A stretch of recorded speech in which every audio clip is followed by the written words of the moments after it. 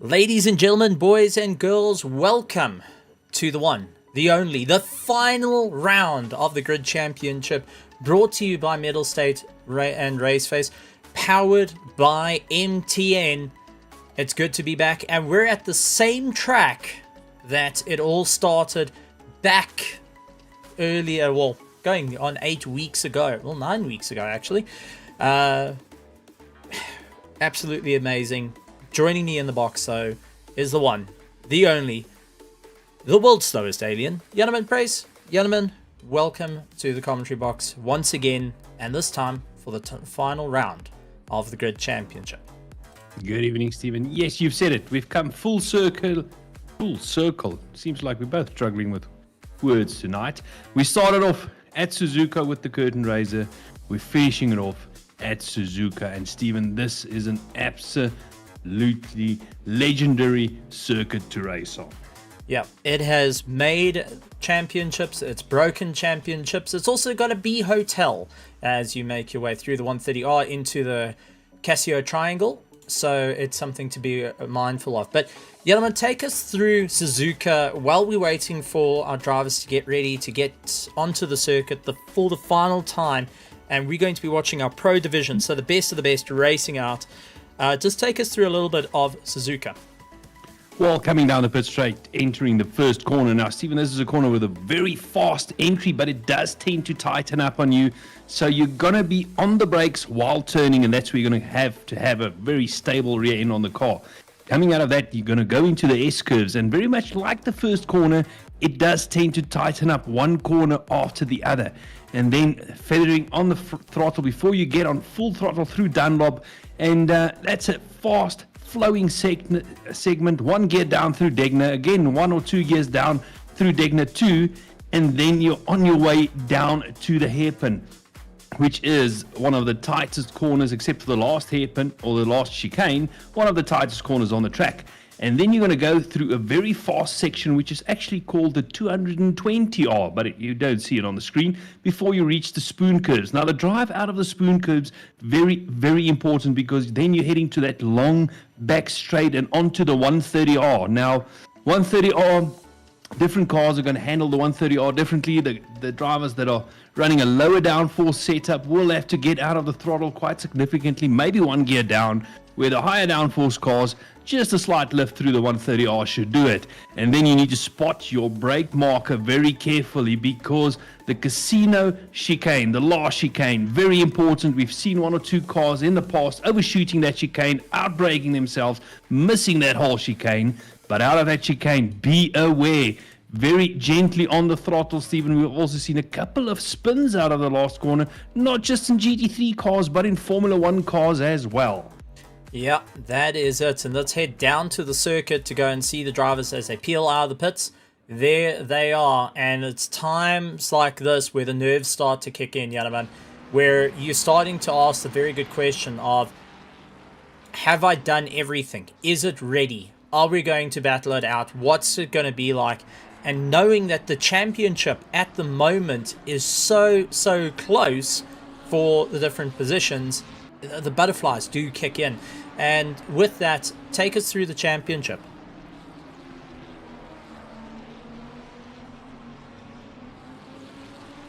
It seems like we may have lost Yanaman, unfortunately, for now. Sorry, I'm pressing a lot of buttons simultaneously. Okay, all right, pushing a lot of buttons. Fair enough. Yeah, I'm trying to get to the championship standings. Okay, well, that being said, it's going to be a close one. Now, there has been a bit of a change that's gone on. The drivers now trying to figure out what they can do. We got 20 cars out on the circuit, and I would like to say a welcome back to everyone that's in the Mettlestate Twitch grandstands. Good to have you guys here. I know Larissa Hawk is going and saying, how's it? And also saying pressing buttons is never a good idea. Honestly, when there's a big red button that says do not push, that is just calling me to push the red button. Larissa should see me pressing buttons while I'm driving. I'm all over the show. But by the way, I've got the championship standings for you. Should you be interested in it? I think it's worth going and talking about it, considering it's the last race. We're in qualifying at the moment. Drivers are getting themselves prepared for their race. So take us through the championships. Out in front, but not by much, we've got Ryan Ottens on 201 points, followed very closely by Daniel Rowe on 171. Now, this is where it gets interesting, Stephen. Van der Merwe, he's on 157 in third place. Kevin du Plessis on 153 in fourth. Essie Esterhazy on 147. And then Christopher Radloff on 142. So he's sitting with the top 5 drivers. Any one of them can actually still win this championship. And any one of that top 5 can still occupy the top 3 positions. So this championship is by no means done and dusted. But even from there, it's still very close, because in 6th place, we've got Justin Lotus on 127th. Morgan McCall is in 8th place on 125. And then on 121, we've got Bego Grobler. So even in the top 10 with Musa on 115, those positions are not done and dusted yet. Anything can still happen tonight. Yeah, it's still all on the cards. And taking a look over to the grandstands, we have got our twitch.tv/Mettlestate grandstands. Head over there. There's lots of partying going on, and it's always fantastic to go and join in the party. One day, I will get the VIP to sit in those grandstands, and I hope one day it will be fairly soon. But definitely some chocolates will need it. Just to go and say thank you to the guys at Mill. Yep. No, just for a thank you to Mettlestate for having us, for being the voices on the air, and to you guys at home. Also taking a look over to our RaceFace grandstands, we got Grant Sebastian, Sunjin Pillay, Robert McCall, Johan Kleinans, Francois Buertha, Josh Herbst, all going and saying, how's it? A couple of guys actually asking, how come we don't see any Project Vapor? Well, it's because, as Grant Sebastian put out, unfortunately, everyone feeling a little bit under the weather here at Suzuka in Japan with a bit of cloudy weather. It's all come to full circle. Remember, we just shipped these guys from South Africa to Suzuka to go racing. No, I'm joking. Doing it all from their homes, having a bit of fun, and it's good to see esports coming into lights like this. But with the championship so close among so many, I was granted a little bit of a chat with a couple of drivers, a couple of the ZRC guys, and also down the line even to the Hybrid Academy, Project Vapor, PWSR, and all of them saying the same thing. They're nervous of what's going to happen tonight because they're going to lay it out on the line. They're going to wear the hearts on their sleeves. They're going to get right to the top. They're going to take the risks necessary to ensure that they can score every single point possible. And to me, when you hear professional, pros going and saying, guess what? We're going to lay it on the line. We're going to give everything we've got. And this circuit will challenge them. The drivers will challenge them. I actually got to see a couple of their practices as well. And you watch 2-3 cars going side by side into the hairpin, still managing to get through it. But everyone's out for one thing and one thing only. Who's going to get first place come the end of an hour and 20 minutes? Who's going to score enough points to get the bragging rights? And, that tells the story to it.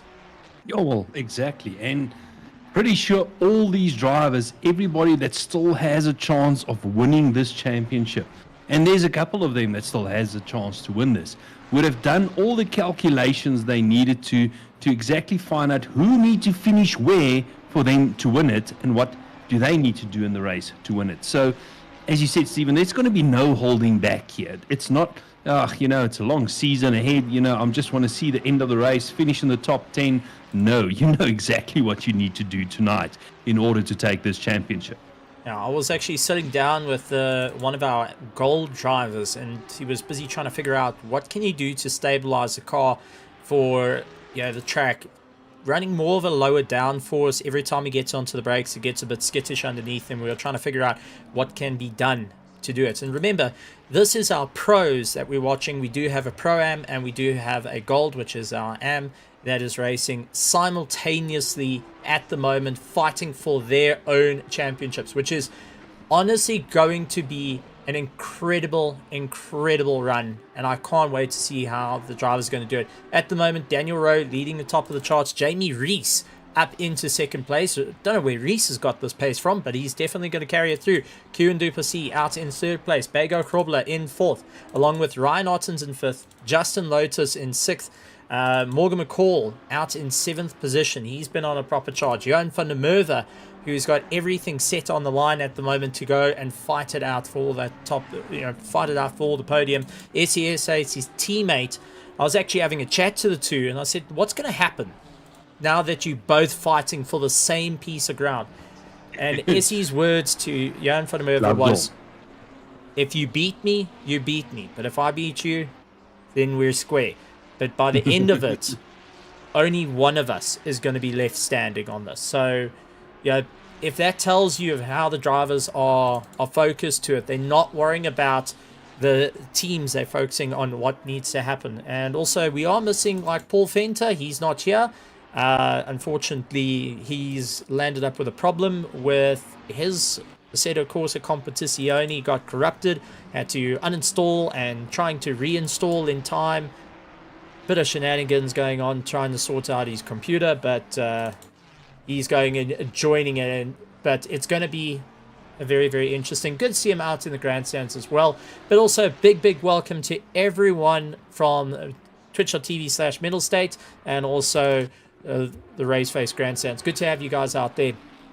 And welcome to the final round, round 8 of the Grid Championship. And I've got to say, I'm really, really looking forward to seeing who climbs out of this. That being said, I know something you don't, gentlemen. And what is that? The encore round happening next week, which is going to be available for guys to come in, have a bit of fun, test your metal. It's not going to be about, scoring championship points. This will be the last championship points of the Grid Championship, fueled by MTN. But I do know where the track is going to be and what track it's going to be. The only way that you guys are going to find out, everyone in the chat and everyone in the grandstands, including the drivers that are watching this in the future, will have to see at the end what will be the encore. I got told about it about 20 minutes before we went live. And the first thing I said was, let's leave it a surprise. Let's leave people trying to figure out what it's going to be. There we go. Will we get clues? No. Well, who knows? Who knows? You're going to have to listen very, very closely and watch the amazing racing that's going on. But at the moment, take a look at this. Daniel Rowe putting a 159.5 around Suzuka, followed by Morgan McCall, 159.705. Jamie Reese, a 159.975. He's trying to get a bit quicker, but into the 59, so sub 2 minutes in a GT3 car is definitely not easy to do. It leaves you wondering how many times are they going to run off circuit, because this track lends itself to getting a few off tracks. And as we could see, the likes of Kleinans coming around, he did have one of the PWSR cars, I think that was Alan Patterson, who caught a little bit of a tank snap, and you saw him catching it. It is cold out there. It's 24 degrees track Celsius, 22 degrees track temperature, but cloudy. And that does lean into, will we see rain coming out for the evening? Well, I'll definitely keep my eye on the weather forecast. Look, at this stage, 4 minutes left in qualifying shows that overcast for the next 30 minutes. But anything can happen in the race, Stephen. And with it being overcast, and as you see, a lot of the cars have got their headlights on, anything can happen in the race. We don't know. Is it going to be overcast for the whole race? Might we get a light shower sometimes, or might we get a Suzuka monsoon? Well, only way we're going to find out is when the race gets going. And I got to tell you, I've got Ants my pants busy thinking about it. Just the excitement coming into play and seeing so many cars out for the final round is absolutely fantastic. Does give a shout out though for anyone that is racing or does run a problem. Try finish the race. Do everything you can to get back out there and have a bit of fun. So that goes to our pro-am, and our am. Guys, go have a ball out there. Enjoy the racing. But out in the grandstands, I know it's going to be a bit of a party. I know there's a sightseeing of who's going to be able to take the win come the end of this race. Who's going to be able to take the championship and take the prize pool and win Season 4 of the Grid Championship. Brought to you by Mettlestate and RaceFace. Fueled by MTN. And once again, big thank you to our sponsors, Mettlestate, MTN, and RaceFace, for putting it all together, putting this whole championship together, and having our drivers duke it out on the circuit for the final time for the championship. There is the encore round, and we do invite every single one of you to go and register out on Mettlestate.com, Mettlestate.co.za, and go and sign up to be part of that encore round. We invite you guys to come challenge the fastest of the fast here in South Africa. And I've got to say, I'm super, super excited for this. I don't know how to tell you. I'm guessing. I've got a bit of math here, trying to figure out points-wise who's going to be able to do it. I've sitting, looking at the times. Those sub 2 minutes are coming into play. The average lap time at the moment is sitting at a 2-minute point 4 average grid lap time throughout the field. So there is a couple of one-offs sitting at 2:01, but that's 1, 2, 3, and 4 that are at 2:01s. Everyone else is sitting at 2 minutes dead at this point. So the times are just so close to one another. And for drivers to be fighting it out like this for 1 hour and 20 minutes, and for anyone that's just joined us that has no idea about this, we have got a mandatory 2 pit stops. That means you have to get into the pits, put at least 1 liter of fuel in your car, park correctly in your pit box, because we've seen it not park before and land up with not counting, and the drivers will have to figure out what they're going to do, how the strategy is going to work, what is the tires going to do. Different strategies coming to play. I've chatted to a few drivers. Some of them are saying the tires aren't going to hold out for an hour and 20 minutes. They're going to try and push it as far as they can, get in the pits, swap the tires out, and then get out on a fresh pair of rubber. Whether they do that in the beginning or they do that towards the end, only time can tell. And, well, it leaves all of us guessing at this point, because no one, and I repeat, no one is sharing their cards. I have spoken to many drivers, including Daniel the Hitman de Villiers, to just try and get a bit of an understanding of what the ideas are going to be. And the only thing I got told was, we understand it's going to go live. We understand our competitors are watching. We're going to take every advantage possible. So we can't inform you of the details just as yet. So even the drivers are holding it close to their chest. Yeah, don't think you're going to get any details out of anybody last race of the season, especially with so much at stake. But Stephen, how's this? First and second in the championship is currently first and second on the grid. So, followed very closely by Bego Grobler. But let's have a quick look further down. Van der Merwe, he is currently in 10th place. He's lying third in the championship. And Kieran du Plessis, that is fourth, is currently lying. Let's quickly have a look for him. He's sitting in fifth. Sitting in fifth. So Kieran with a very good chance. Van der Merwe with a bit more to do. And Morgan and Bego currently in the middle there. Definitely not going to make life easy for anybody. Yeah. And Pitwall is live as well for all the live timing. So hit the link and enjoy some of the live timing. See about the sectors. And that's all live. I just double checked it. So we do have live timing for you guys, along with the stream, which is always great to have. But a big thank you to everyone joining us for the Grid Championship. I see we got 10x Hilly going and also having a party out there with Larissa Hawk. Quite a few from the twitch.tv/Mettlestate grandstands. Good to have you guys here.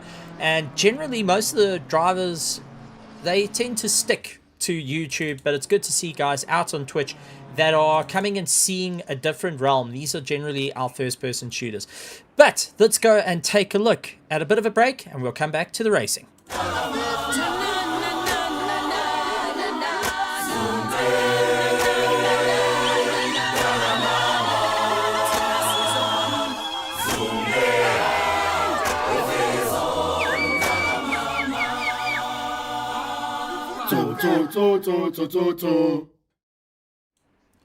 And we are back, ladies and gentlemen. All right, gentlemen, this is it. 21 cars lined up on the grid for the Mettlestate Grid Championship, fueled by MTN. Ryan Otten's out in first. Daniel Rowe in second. Third place, Morgan McCall, Bego Grobler, Kieran du Plessis, Jamie Rees, Bernard Barkhuizen, Johan Kleinhans, Justin Lotus, Johan van der Merwe, Daniel de Villiers, SES Days, Leclerc Besson, Johannes Kreiling, Sean Viviers, Kerry du Plessis, Werner Skuman, Eric Kirstein, Alan Patterson, Keegan Sanderson, and Cameron de Bastos rounding out our field. But we're on to this. The final final time we're going to go green for the Grid Championship, other than our encore race, which is coming up. So guys, keep an eye out on that. Lots of support coming in for Jamie Rees. The road to pro has been a difficult one, but Jamie Rees has gone and proven himself a formidable foe to our field. Morgan McCall out in third place, had the worst of luck. First 4 rounds, he was sitting on 0 points before eventually getting into at least getting 9 points at the end of it. So Morgan has everything to play for. Ryan Ottens, Daniel Rowe fighting it out for the championship. Who's going to be first? Who's going to be second? I know they're going to be thinking a bit of a challenge. Bego Krobler is out there in 4th place. Kieran Duplessis in 5th. Jamie Rees in 6th. Bernard Barkhuis in 7th. 8th. Johan Kleinans along with Justin Lotus and Johan van der Merwe in 10th position. They all looking to go and get a little bit more of a charge. Daniel de Villiers, SES Days, Leclerc Besson, Johannes Kreiling, Jean Viviers, Kerry Duplessis, Werner Skuman, Eric Kirstein, Alan Patterson, Keegan Saunderson, and Cameron de Bastos rounding out as our grid takes off. Now making their way around the 130R for the pace lap. And I can't imagine how much stress, how much tension is in that field right now. Yeah, absolutely. You know, this is one of the most tense parts of the whole race, heading down on that formation lap with Ryan Ottens, Daniel Rowe leading out the pack of cars, Stephen. First corner, I think it's going to be very, very important to get through there cleanly and set your sights on the rest of the race. I think the first lap for a lot of these drivers might just be for survival, as I hand it over to you for the start of the race. All right, cars now backing each other up, 70 kilometers an hour. No going faster than that. Have to stay in grid position. Ryan Ottens leading out the field. Daniel Rowe in second, waiting for the green. Jim is on the button. Soon as those lights go green, we are racing. Tim on the cameras. And let's see, slowly but surely, clawing their way to the line. Tensions building up, waiting for it to go. And green, we are racing for the final time of the Grid Championship. Ryan Ottens getting an early jump. Daniel Rowe trying to close off. Morgan McCall. Morgan trying to cut back and do everything he can. Bego Krobler slowing a little bit down. He has got Kieran Duplessis and Jamie Rees coming around to do battle. Bernard Barkhuis getting into the fight. Justin Lotus doing everything he can as they all fight left and right for position at the moment. And you can see Justin Lotus trying to push the likes of Kleinans out wide. He's not going to back down from it. Side-by-side action. Kleinans has got the right of way, though. And Justin Lotus now trying to defend away from Johan van der Merwe, who's tagging right behind him. SESA's also getting a little bit more of a charge, trying to make his way through. Daniel de Villiers further down, starting to open up the field against Johannes Kreiling right behind him. Leclerc Besson doing everything he can. But out in front is Ryan Ottens, pulling away from Daniel Rowe as it stands. 0.6 of a second. Morgan McCall immediately right onto the back of him. He knows he cannot lose the drive at this point. Bego Krobler trying to close down. He has got Jamie Rees constantly putting pressure on him. And we just heard from Jim that pit window is now open. Strategies is time to play. And let's see who's going to be able to work their way around this. A little bit of a concertina effect through the hairpin as they now make their way through. You said this was the 120R. 220R. So they're now going through the 220R into the spoon. Try and not going too hot as we see Daniel de Villiers took a big look on the inside to try and get past SE. Actually backed out of it. And it does look like Leclerc Besson going and losing out a bit of drive. He went out a bit wide and light for fears to get past. I'd see Keegan Saunderson is in the pit, so he landed up with a bit of a problem at the start of the race. But out in front, the drivers are really doing everything they can to get a little bit more of a punch away from the field. Yes, especially on a long track like this, Stephen. I want to see how many cars dive into the pits at the end of this first lap. Remember, we're talking about 2-minute lap times. So it's definitely an option to take an early pit stop to try and get yourself in clear air. And the question is, as we see, Van der Merwe, Daniel de Villiers in the pits. Justin Lotus gets into the pits. You've got quite a few that have now dived into the pits. Alan Patterson, Cameron de Bastos, all jumping into the pits to get that first pit stop out the way. And honestly, gentlemen, if you're going to play the lotto, I suggest doing it tonight because your call was at dead on perfect. Yeah, well, sometimes I am lucky, not often, but sometimes. But Stephen, now with so many cars into the pits at the end of the first lap, how does that affect your strategy? Because the hope is to get into clear air if you put that early. But with all of 5, 6 cars pitting that early, chances of getting that clear air is not so much. You might just end up back in a pack again. Yeah, it's going to be a tremendous fight for our drivers as they try and work their way around. It's going to be something that everyone's got to keep a very, very close eye on. Brian Otten's dealing with the likes of Daniel Rowe, Morgan McCall onto the back of him. Bago Krobler had Jamie Reese pressurizing, making sure that he can try and get past, and that's pulling Q and Duplessis, along with Bernard Barkhuizen in that big mighty Mercedes, doing everything he can to just get that power on, really start accelerating and get past. So this is going to be an interesting battle. But as you said, what's going to be the strategies come the long run? Who's going to be able to climb the ladder at the end of this race? First pit stops are done and out the way for some drivers. Now it's all about getting that second pit stop. Taking a look at the times though, Keegan Saunderson, who is circulating, he was involved in a lap 1 accident. He was stopped in the pits for 120 seconds, so he got towed back. Obviously a big accident he was involved in. Alan Patterson 9.1 and Cameron DeBastos 5.4. So everyone gone for a splash and dash currently, and maybe saving for that second set of tires to go out. Kerry Duplessis and Werner Skuman, they're busy battling out. Werner trying to get a little bit more of a charge and close down to the field as well. But back out in front, Daniel Rowe has got Morgan McCall hunting him down. Looks for the inside line, can't get past just as yet. Bago Krobler going and holding Jamie Reese at bay. Q and Duplessis getting very, very close, along with Bernard Barkhuizen, who tries to look up on the inside as they make their way around the fight. This is going to be an interesting battle for every single one of the drivers as they try and push themselves harder and harder around this circuit. Suzuka leaning more to a very technical circuit. You've got to protect the tires. You've got to protect your brakes. You've also got to try and figure out how you're going to carry the momentum properly through this course. It's not going to be an easy one in the long term. Yeah, you said about protecting the tires, and around Suzuka, we all know, especially the front tires, or something you need to have it or look after, because if you start picking up understeer on that car of yours, you're going to lose up to 2 seconds a lap by doing so. So it's not all about, Stephen, it's not a sprint race, let's face it. There's a lot of strategy involved here as we see the top 3 starting to pull a little bit of a gap over the rest of the field, with Ryan Otten's 0.8 of a second in front of Daniel Rowe, but Morgan McCall only 0.4 of a second behind him.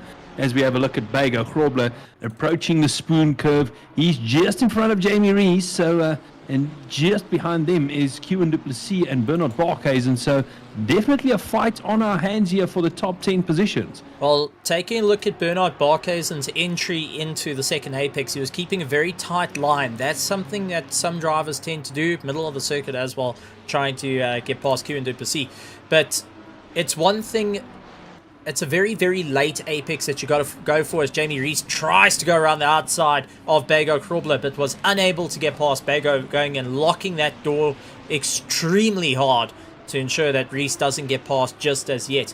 But talking about it, that second apex is definitely a difficult one. SES days, he landed up with a bit of contact with Kleinans, the 2 teammates, going and having a bit of contact, and that's now allowed Kraling to get into the fight. Kraling doing everything he can, and it's got Fafirs closing down as well. So I wonder what happened to Essie and Kleinans, because it did flag up that they had a little bit of contact.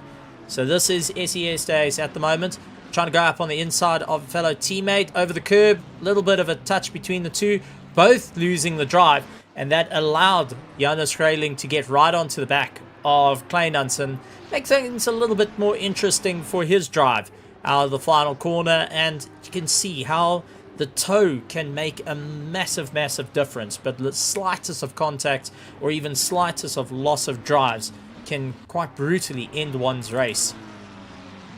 Yeah, it throws you back into the clutches of the car behind, as we see now Kleinans defending the position over Kraling. With Essie getting past him, all of a sudden, he's on the defense for another car behind. So he's got his rear view mirrors full of Ferrari while trying to focus on the Lamborghini, or the McLaren in front rather, and trying to gain that time back up. But at this stage, Fafirs is all over the back of Kraling, looking to follow that tighter line through the 220R as they approach the spoon curves. Not always an overtaking place this, but we've seen some passes in the past, Stephen, and now following a tighter line than the Lamborghini in front, trying to tuck into the toe down the back straight onto the 130R. Now, here is where the difference in downforce come into play. Which car is running the lower downforce? Which car had a better drive out of the spoon curve as they come up to the 130R? Yeah, no, around the corner they go, taking a little bit too much curb, and that's pushed Kraling out wide, and so does Eric Kirstein behind. You can see how quickly Verveers got right onto the back of Kraling, but just wasn't able to get past right before they head into the Casio corner, the Casio chicane. So now it's going to be a charge all the way through, battling it out. Good to see this fight. Out in front though, Daniel Rowe dealing with Morgan McCall right on his back bumper, keeping enough pressure onto the back of him. Starting to lose the grip on Ryan Ottens just ahead. Bago Krobler, he's got Jamie Rees hunting him down left, right and center, trying to figure out how he can get past, looking left, looking right as they weave their way through, doing everything they can. Bernard Barkhuizen getting a little bit of understeer on that BMW, and that allows Kieran Duplessis with the mid-engine Ferrari 296, that V6 turbocharged motor now coming into play. But it does have a little bit of an issue when I went and drove it. You've got to keep within the high enough rev range. Take a look at this. Verveers and Kirstein battling it out.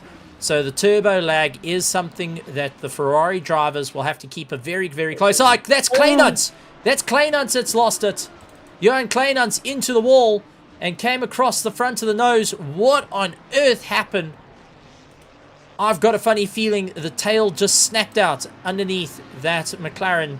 He was talking about it being a bit loose, the setup a little bit loose to try and compensate for higher rotation. Let's see, was that the downfall though? Onto the brakes, over the curb, and it just snapped. And everyone having to take evasive action there just to avoid any sort of problems.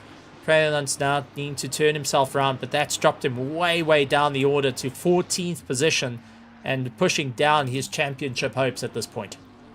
Yeah, and that's one of the risks you run, Stephen, if you run a lower downforce setup. A lot of drivers can cope with it extremely well, but there's a very, very fine line where you just overstep that boundary and the rear end loses its grip on the tarmac, and then you get that type of snap, as we see Morgan McCall really closing in on Daniel Rowe in front of him. Had a little look on the inside, but decided against it through the first corner. He's going to try and... I've got yellow flags.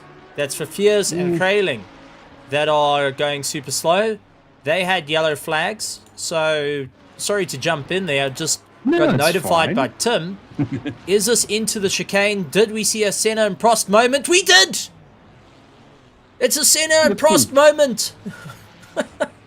For anyone that doesn't know that, go look it up. Senna and Prost Suzuka. I was actually thinking early on before the start of the race about a Senna and Prost moment between Rowe and Ottens, but somebody beat them to it. Yep, no, that was a proper one. Verveers going and lifting off, allowing Kraling to retake the position, knowing that there was a bit of contact between the two. A bit of a gentleman's agreement of, look, didn't want to pass like that. My fault. Please come on by, and we get racing. But for Kraling, that is the last thing he wanted to have, because there will be light damage onto that car. Very, very light. Sometimes it only takes about 12 seconds or so, but that's 12 seconds that you're off a circuit trying to get a little bit of repair work done. Yeah, it just lengthens that pit stop for you unnecessarily, that you need to sort it out before you can get back on track. As we have a look at Rees, he's still under that rear wing of Bago. Grobler Bago does not seem to be able to shake him. Can Rees get the drive out of the spoon curves to trouble Bago as they come up to the last chicane? The 130R lying ahead of them. Who can get through there with the best drive, carrying enough speed, both of them not running too wide. Don't think Rees is too close at this stage to make a pass, so he will have to try and tuck in again and follow him through on the pit straight. But it does look like he got a much better drive than Bago out there. So he's really going to be underneath the rear wing of that Lamborghini, tucking in. Is he going to look on the inside? He's going to go side by side. They're going to drag race through. Bago's going to have the good line here, and Rees having to come off the throttle. Does compromise his exit though, and that allowed Bernard Barkhuizen to close up the gap. But Bago now starting to figure out that there is a whole time going on to it. This is going to be an interesting run, and see what they're going to do. Yeah, so, this is turning Sorry, I'm just quickly having a look at Kieran, which asks, Kieran Patterson asking, can we also see the first of the pit stop drivers and their place? I think first one is Van der Merwe in 15th place. Yep, he's in 15th. Justin Lotus in 16th, 17th. Daniel De Villiers, Leclerc Basson, Cameron De Bastos, Alan Patterson, and Keegan Saunderson. Now they are doing, looking at Van der Merwe, he's doing a 2-minute flat at the moment, 2-minute point 3. So he is running on par with roughly 7th place at the moment. Justin Lotus also running a 2-minute point 2 as his quickest time. So everyone's running roughly about the top 10's pace, except for Leclerc Basson doing a 2:01 on his last lap.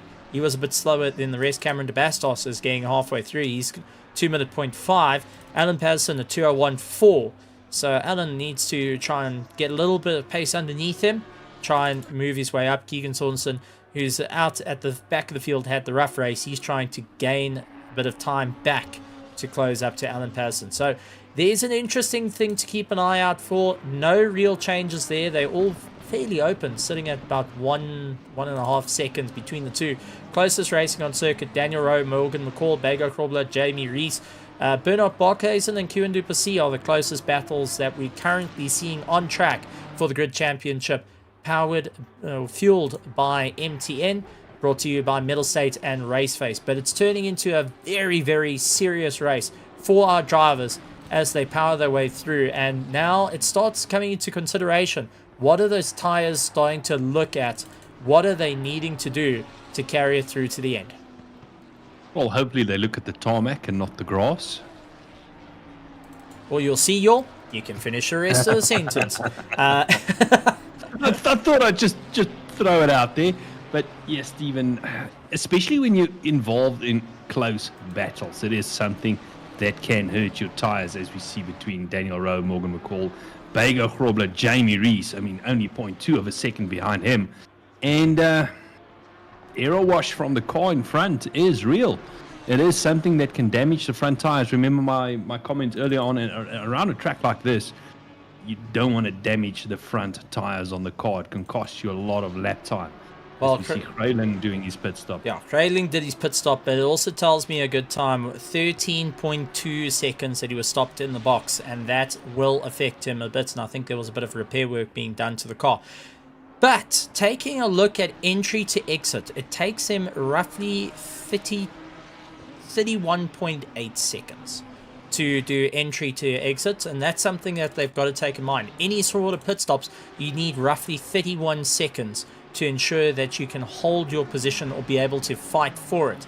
Now, with the drivers lying in 14th position, that's 19 seconds behind Johan Kleinans, who's still going around at the moment. It's going to be an interesting development because Suzuka has a obnoxiously long pit lane that you're going to have to deal with, and also that pit exit is literally as you turn into the apex through turn 1. So the drivers going and fighting for position on circuit, like what we have Bago Krobler and Jamie Rees, Bernard Barkhuizen and Kieran Duplessis at the moment, they will see the pit lane to the right hand side and swing across on the apex where cars join. So you've got to know exactly where to be when it all happens. Jamie Rees, though, makes a pass around Bago Krobler, locked down that inside line, came across the front nose, and now is putting up a monster of a fight. Now trying to open up the distance. Bernard Barkhuizen starting to close it down. He looks up on the inside. That BMW looking a little bit more put together than it was a little bit early on. So maybe the tires starting to turn on. They're starting to wake up and get, had the cup of coffee. Now they're getting going, and the BMW is starting to come to its own. It isn't having that tremendous understeer that we were seeing at the start of the race. Yeah, it is something. Look, understeer is something that the front engine cars can suffer up a lot more than the mid-engine cars. Mid-engine cars tend to have a little bit better rotation, but as you said, Stephen, that really does look like the tires turning on. Now, the front engine cars does sometimes suffer from the rear tires going, so we'll have to see how that works out for him as they battle their way around. He's trying to make Barkhuizen trying to make his way up to Bago Krobler and try to put him under pressure. Does look like Jamie Rees has pulled a little bit of a gap over Bago since he got past him. Is it a gap that he... Oh, that's Skuman. That's Skuman. Tim went and called it in my ear and said, yellow flag hairpin. So thank you very much, Tim the cameraman. Do you know, some say Tim the cameraman, in these hobbyist times, has beehives. Also, some say that Tim the cameraman is the queen bee of all the hives. All we know is Tim the cameraman. And yeah, a bit of contact there. I think that was Harry Duplessis. Yeah, Skuman went to Lossa, and Duplessis just gave him a little bit of a friendly reminder of what a purple car looks like. Well, it was a lazy slide from the Ferrari. We've seen one or two lazy slides from Ferraris and Lamborghinis during the course of the season, but it does look like he got all out of shape in the braking zone there. But back to the action as Barkhuizen is on the rear end, under the rear wing of Bego Grobler, and Bego was just in a battle with Jamie Rees, and now all of a sudden he's got Barkhuizen for company.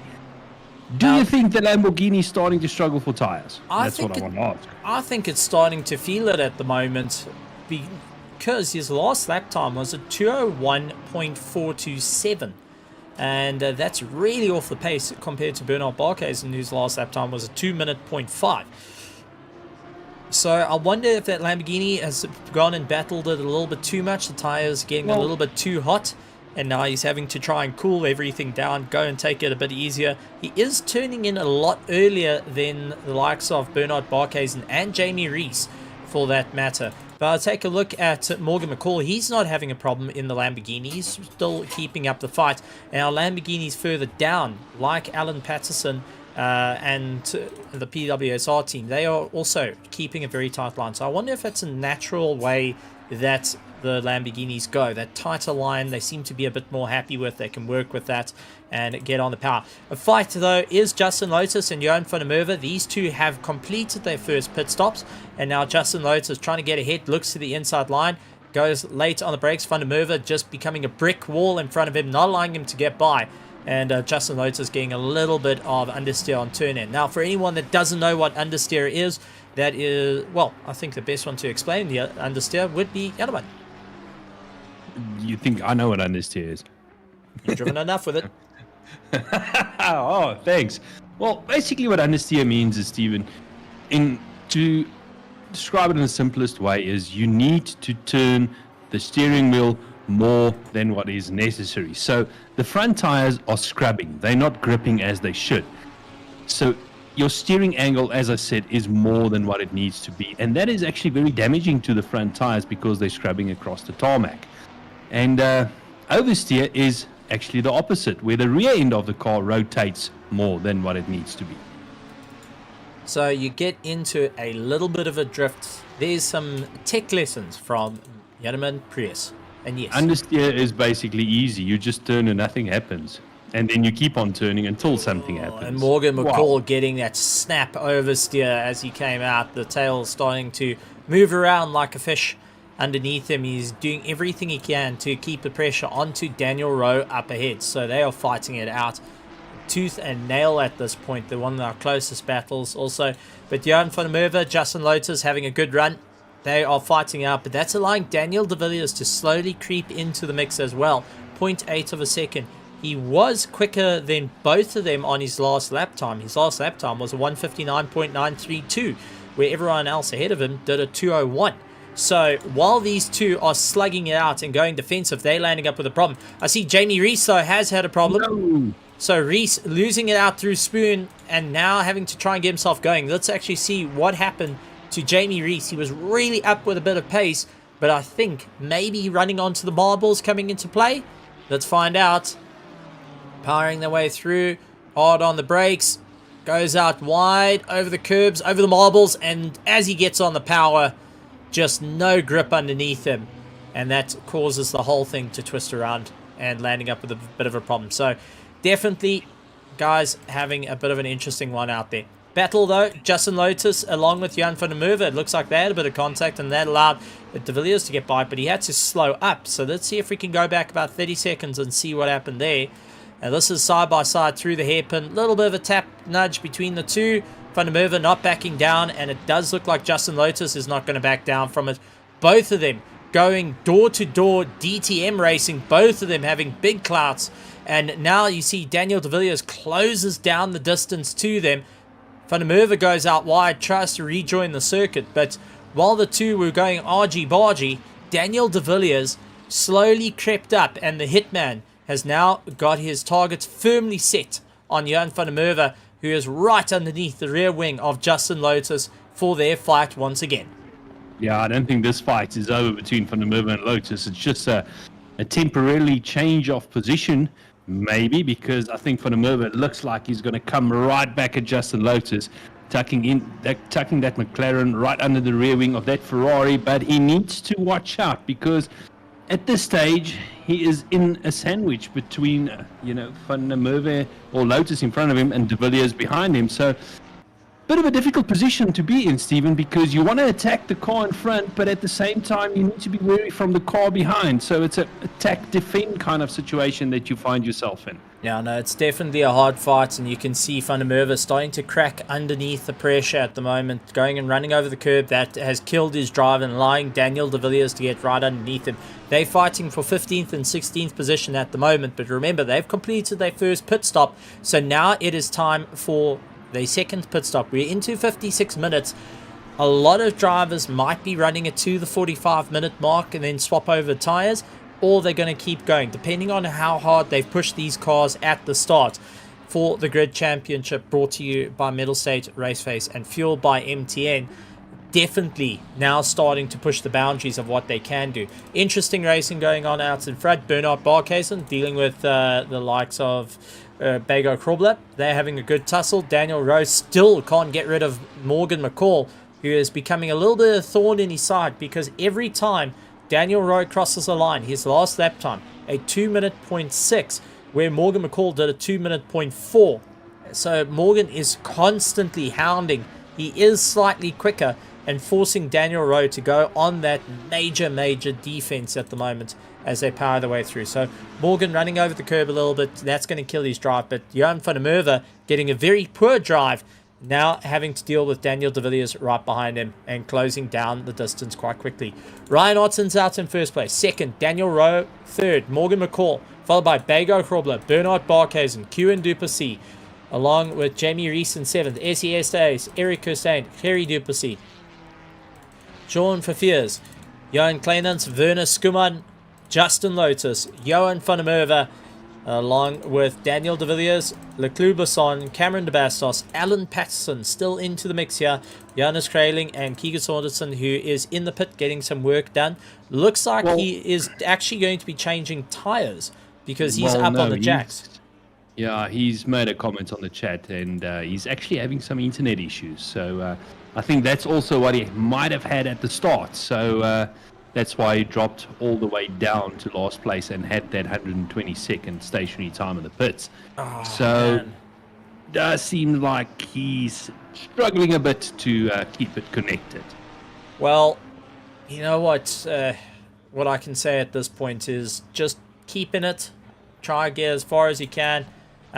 Even if you waited out in the pits and then come out for the last lap, finish the race. See that checkered flag. Perez had a 43-minute pit stop, didn't he? Yep. No, that's it. So let's see if you'll see the flag. Well, if you can see the flag, I think that'll be a good one. And, not to give up. Force majeure coming into play. But if you can wait in the server for the period of time and then get out and get going, you'll be able to race. SES Days, though, does look like he's had a problem. Because yellow flag kicked up for him and he dropped down a position. So let's see if we can go back a little bit for this Ferrari. SES Days, the major. He's not a captain, he's a major in the Air Force, so bear that in mind. So let's see what happened to him into turn one. And, what a slide. Tokyo Drift. I couldn't pull it off.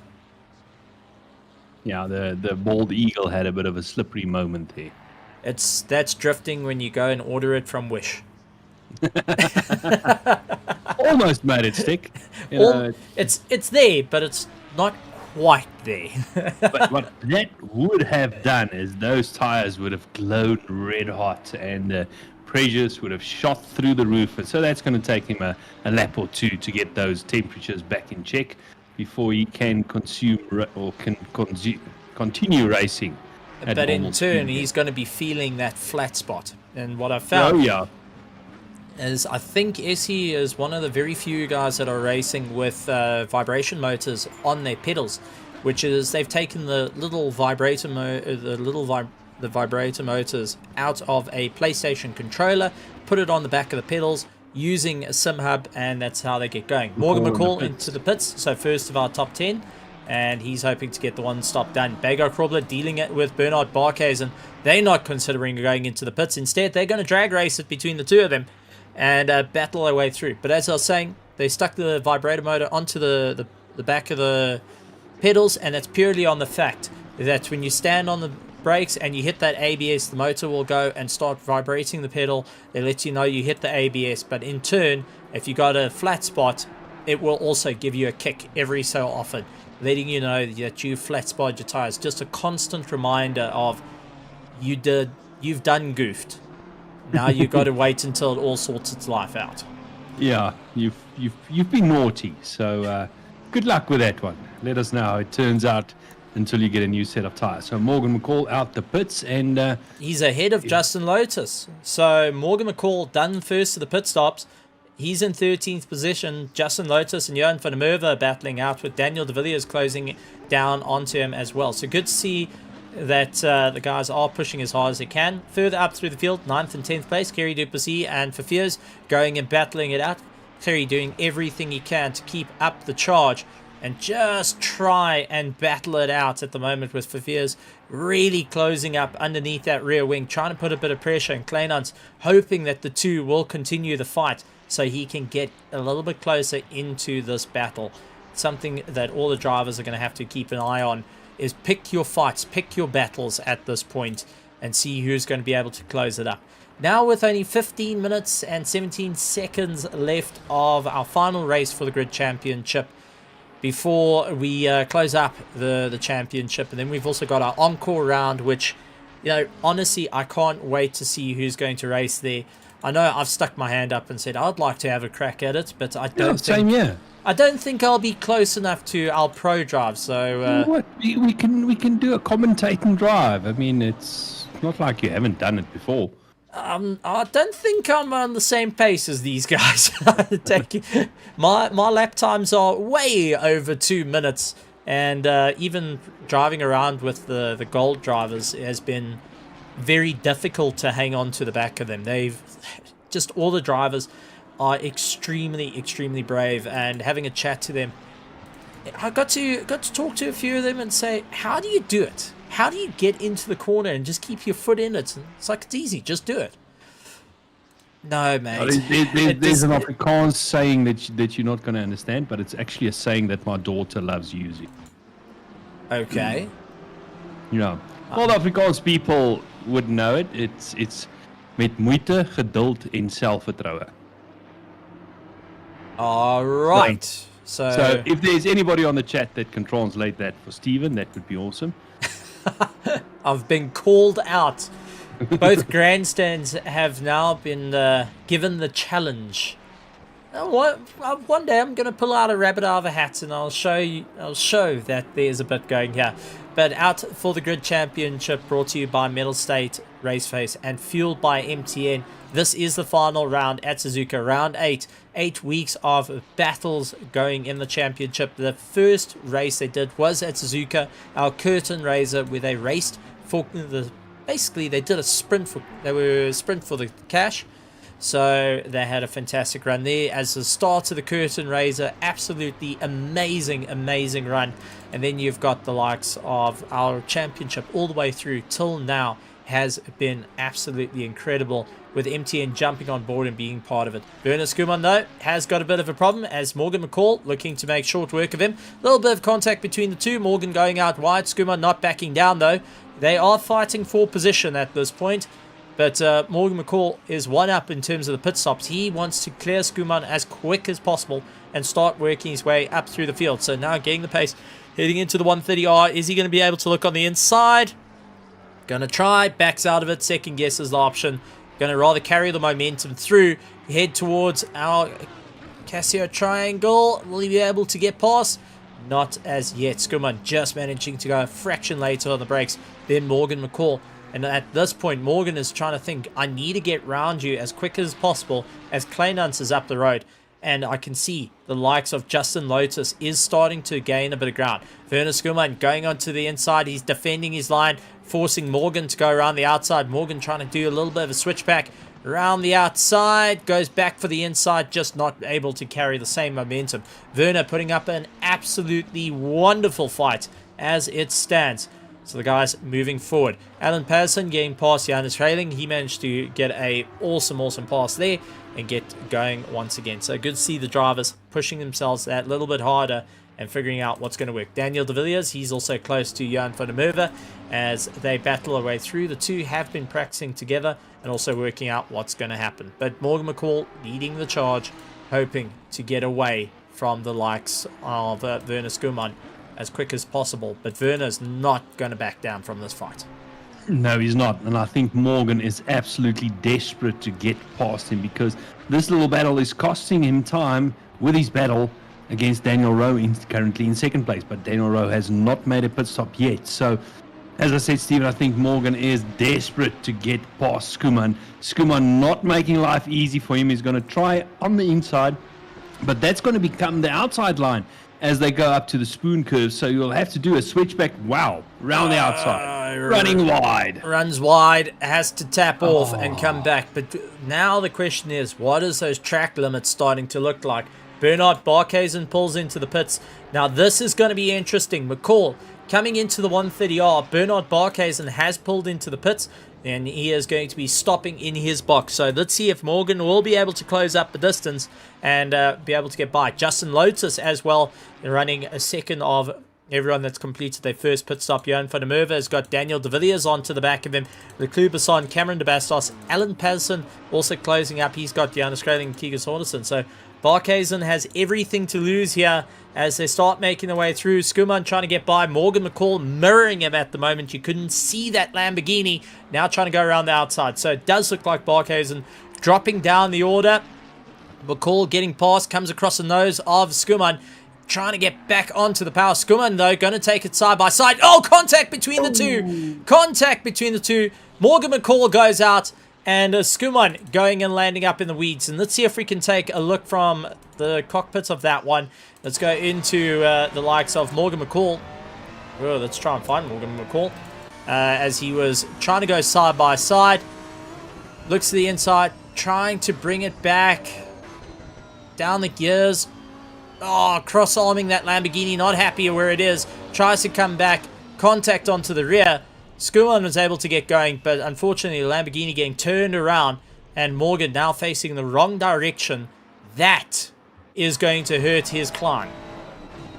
It does. That's going to hurt him a lot. And I think he was starting to get really desperate to get past Skuman, and at the end did not work out all that well for him. So he will have to be on a bit of a comeback drive from there, but that would have hurt his chances to battle against Daniel Rowe.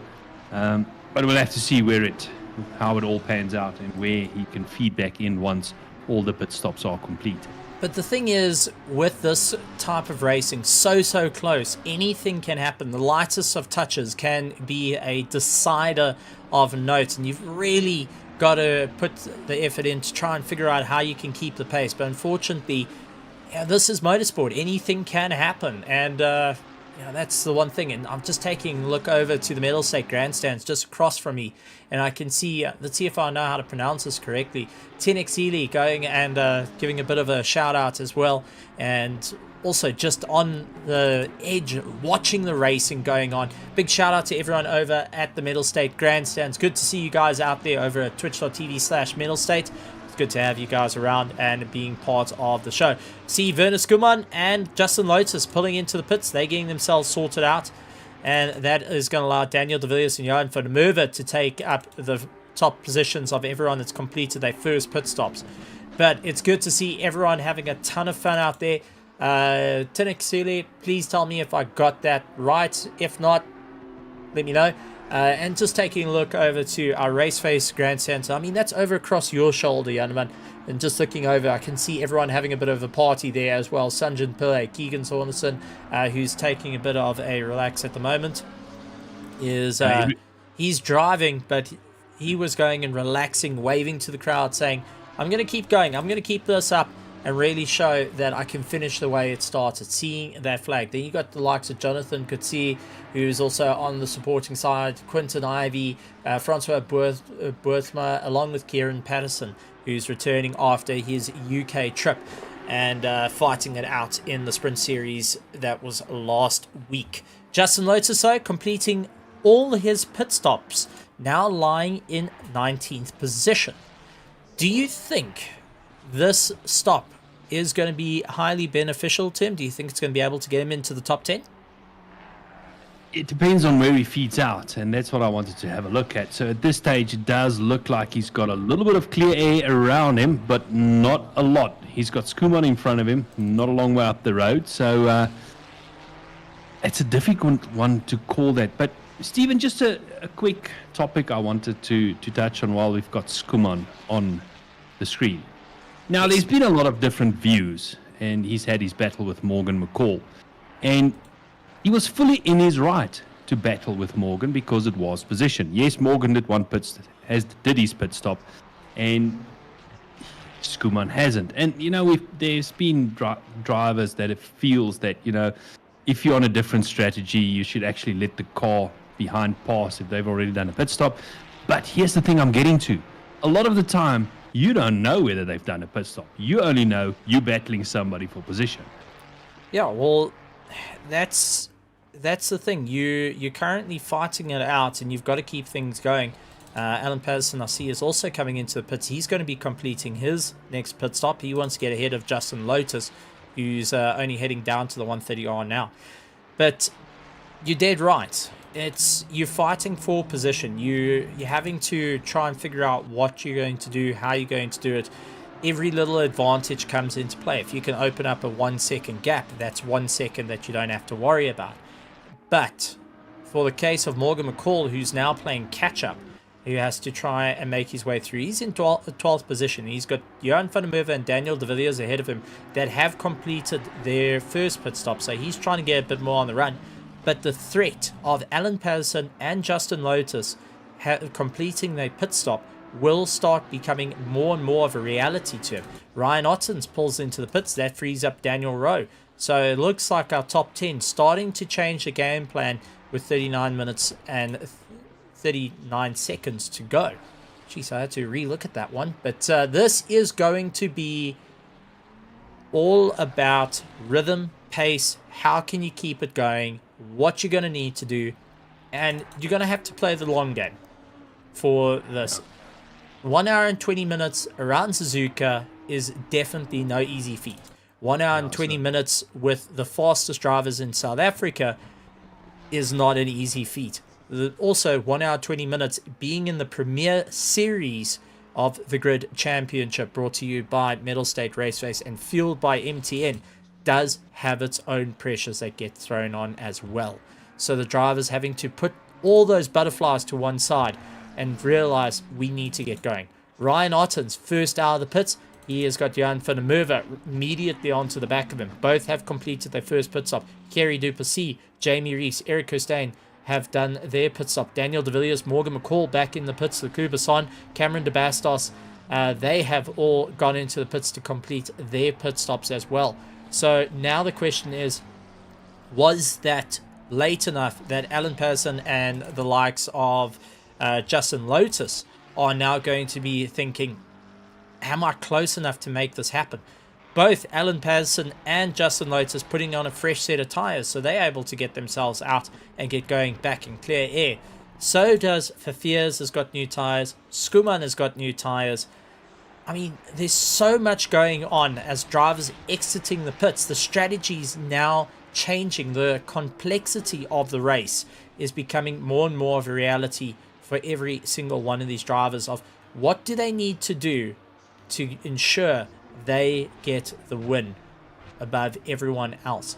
because the only ones that Absolutely. need to do their first pit stop is Daniel Rowe, Bego Krobler, Kieran Duplessis, SES Days, and Johan Kleinans at the moment. Yeah, and Morgan McCall has completed all his pit stops. He's out in 13th position. So that might have been a bit of a change in strategy on his part to get his second stop out the way so that it is a run to the line for him.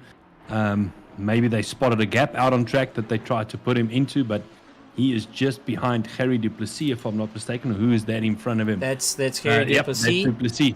GSR Endurance going and putting the power down. Duplessis trying to get away from Morgan McCall, who's 1.1 seconds behind him, and then you can see Fafier's just slightly up ahead. SES is pulling into the pits. Now remember, SE's also fighting it in for the championship, along with Johan van der Merwe. Both of those drivers fighting it for the championship and to be on the top spots. Pressure starting to mount for the drivers, the teams, the spectators, the families, everyone watching this and going, who's going to come out on top for the final round of the Grid Championship? And oh no, Keegan. Oh, Keegan. Yeah, he's trying. And you know what? For someone that's running into internet issues right now, that's battling it out, has these odd frame drops, everything that's going on is making it very, very difficult. Keegan, keep going, buddy. Keep going. Finish the race. I agree, Stephen. But on another note, I've got your translation. Okay. So, Francois Botha said, met moeite, geduld en selfvertroue, would be like with effort, patience, and self-confidence. See, oh, that's pretty good. I see Cameron de Bastos and Alan Pazson had a flag come up. Bit of a moment. Yeah, between the two. So let's see. This is Alan Patterson. And Cameron de Bastos just ahead of him, going out wide. And Cameron going a little bit slowly. He's not pushing that McLaren by any means of the word. And I think Alan got a bit of a scare as he came charging up behind Cameron, who isn't going too quick at this point. So Cameron getting himself into the pits, but Alan, you saw actually having to hook the brakes, heading into the 130R and before it, so he's lost a lot of time. Cameron was about to run out of fuel. Kieran Patterson says, Cameron had the wrong strat on, only added 1 liter of fuel. Oh no, so he was trying to fuel safe to get him to the pits, and that... Yeah. Oh my heavens, and it just that communication came into play, and Alan, who came rushing up, didn't expect him to be that slow through the corners. So Cameron was able to get it back to the pits, but not how you want your race to go, and something so simple can always lead to the biggest of problems. You know, it's the same as building a Lego structure, and you see that you got 3 Lego blocks left in the box, but the structure is built.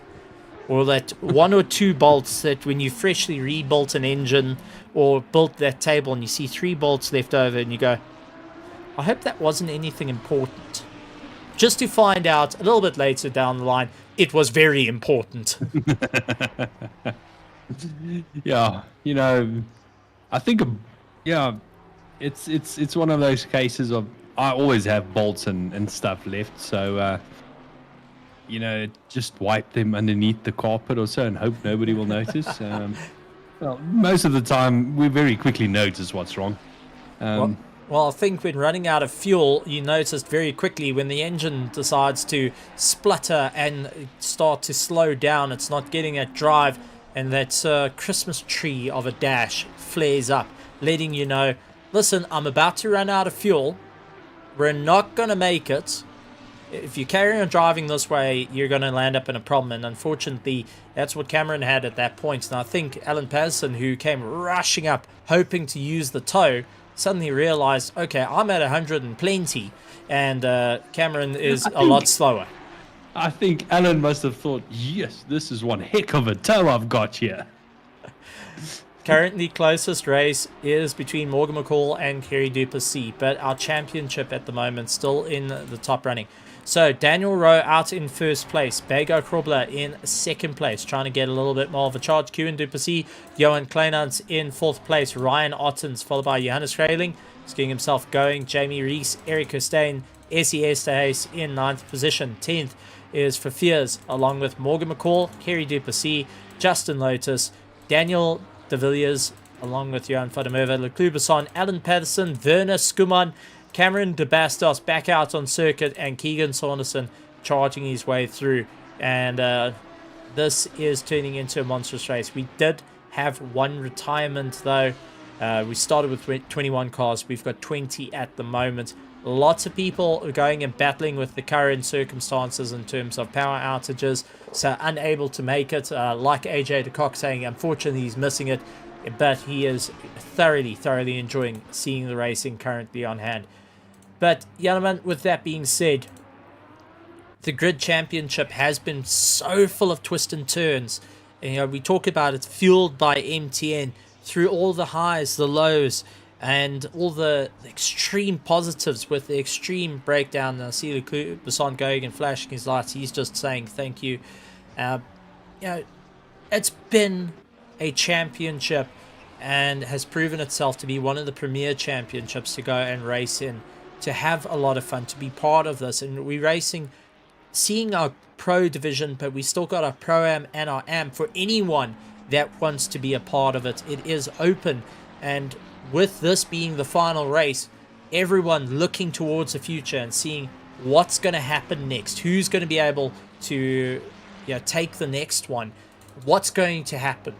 So Young Planet pulls into the pits, but gentlemen, it's kind of a bittersweet thing right now, because with 30 minutes and 50 seconds to go, we are starting to get to the closing stages of this race. We still have the encore coming on next week, which will be some fun racing. It is an absolutely tremendous thing. No one knows what track. Everyone's still in the dark. We will show it at the end of this live stream of where the guys are going to be racing. Apparently, I've heard a rumor that you know. Yes. And you're not very good at telling, you know that. I know. I will never tell you when I run out of fuel. I'll never tell you when I've done damage. And I will never, ever give up my PIN code. Unless someone's very sickly sweet to me. Then it's fair. But, yeah, Stephen, as you said, it's always a bitter-sweet time of the championship, because you're sad that it's over, but you're also very much starting to look forward to next season.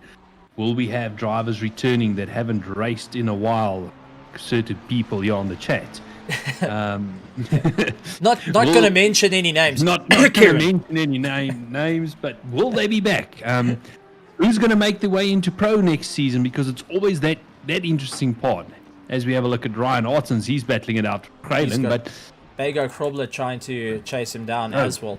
But so it's interesting. It's interesting times that lie ahead. There's a lot of speculation. Who will drive what car next season?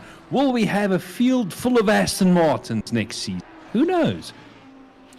Only time will tell. And that's the part that comes down to it. Will the Jaguar make a return?